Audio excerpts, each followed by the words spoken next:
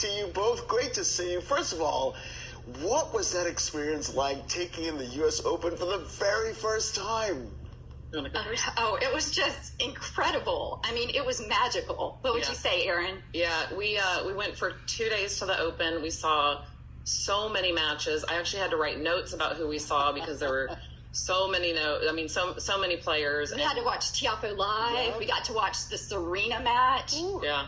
Well, let's start with Tiafoe. What was that atmosphere like? Because, listen, he's one of the young guns of the sport, and he's been right there teetering on breaking out, and I think we can safely say he's broken out.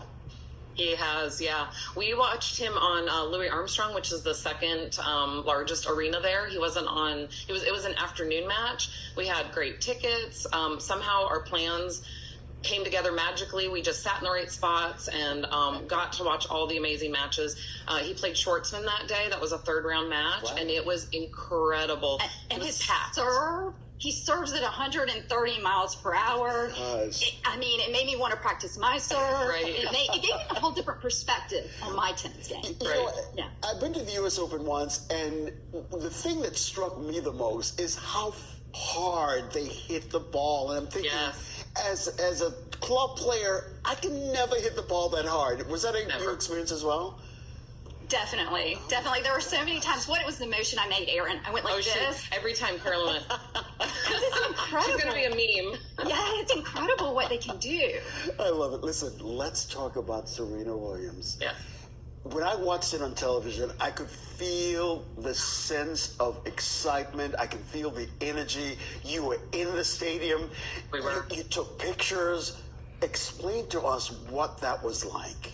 Well, I will say the atmosphere was electric, and we actually got to sit in the president's suite. Wow. And before the match started, we interviewed the president of USTA, Michael McNulty. So that whole night was crazy. Yeah. Unbelievable. Yeah. So we also had, we interviewed Mike in his office, who's the president of USTA, like Carolyn said. We had dinner with, a large group of USTA volunteers and just, a couple celebrities, Gail King being one of them, not to drop names, but she actually asked Carolyn and I who we thought would win the match that night. And we both said Serena. And she said, are you just saying that? Or are you hoping, or are you believing that? And we truly believed it. And she could have pulled that out. That was a 3-hour-plus match, and it was just incredible. Listen, I too believe that she would win that match, because after taking out the number 2 seeded player, we thought, of course she's going to win. But you know what? She's had a great run. Really quickly, who do you have coming up on the podcast? Oh, we actually have Mike McNulty, the president of USTA, will be out this weekend. All right, excellent. Tell people where they can find their podcast. Or you can find the podcast on secondservepodcast.com, and Ken Smith will be on soon. Yes. We're still trying to book him. Guest appearance. I do owe you that.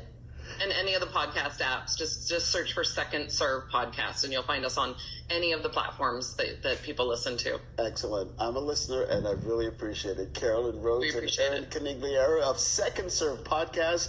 Always great to have you guys back in the program. Thank you so much. Thank you. And if you prefer high school sports, football